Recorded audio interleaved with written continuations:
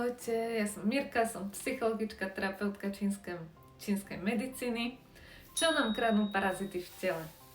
Predstavte si, že vaše telo je obrovské mesto. Všetko tam funguje, robotníci stavajú domy, to sú enzymy, elektrikári ťahajú káble, to sú minerály, policajti dávajú pozor, to je imunita a upratovačky čistia ulice, to sú vitamíny. A teraz si predstavte, že jedného dňa tam prídu nezvaní návštevníci, takí malí a dosť otrávni, volajú sa patogény, baktérie, vírusy, plesne, parazity, proste celá panda. A tieto potvory hnusné nerobia iba neporiadok, oni sú ako zlodej v nákupnom centre.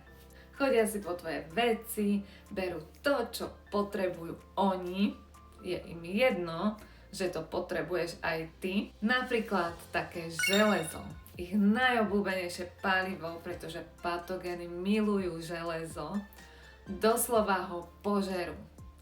Pre nich je to benzín, bez ktorého sa nemôžu množiť. A teraz tá najlepšia časť.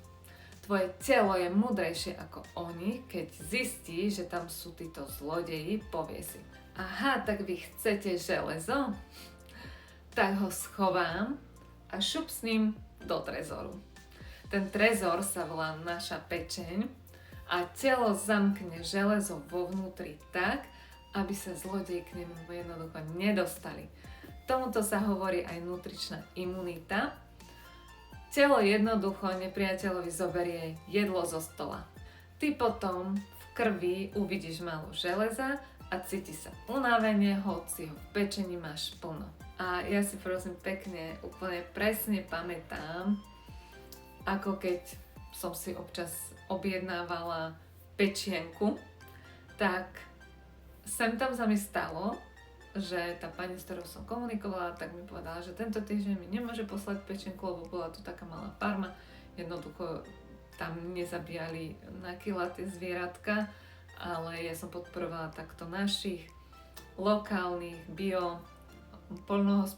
hospodárov, ktorí predávajú bio kvalite zvieratka, ktoré chovajú v prírodzených podmienkach na trávičke.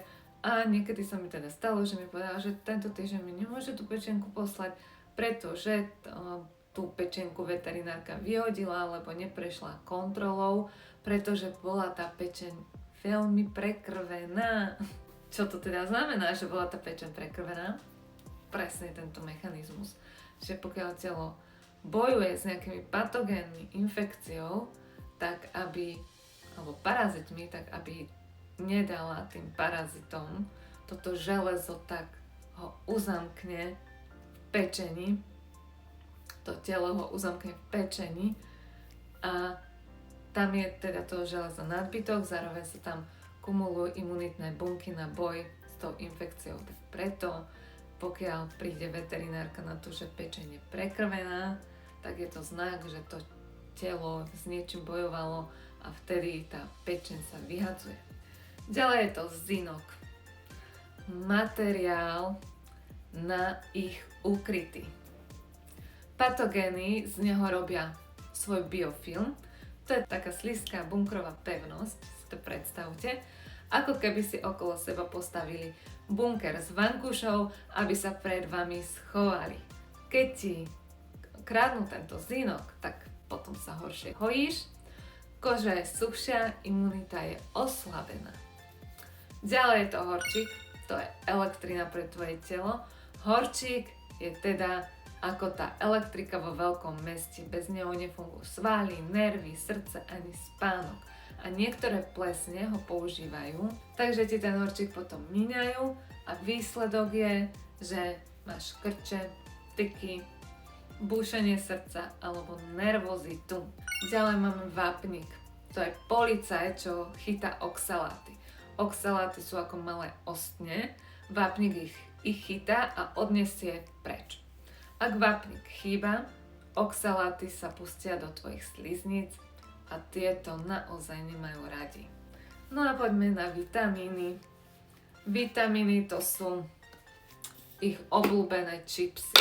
Najmä taký B-komplex, energia pre nervy a mozog, keď v tele horí zápal, patogény ich mľaskajú ako popcorn v kine a ty máš potom únavu, slabú imunitu, aminokyseliny. To sú tehličky, z ktorých si telo opravuje domčeky.